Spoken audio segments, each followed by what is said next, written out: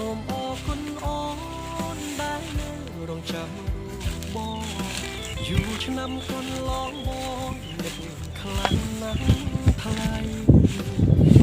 តែដល់កំឡាំងចិត្តបងរាល់ថ្ងៃរហូតជោគជ័យដល់ថ្ងៃរៀបការអូនសូមអរគុណបងដែលបានធ្វើតាមសន្យាអរគុណណាស់ប៉ាដែលសំទោមើលថែទាំរ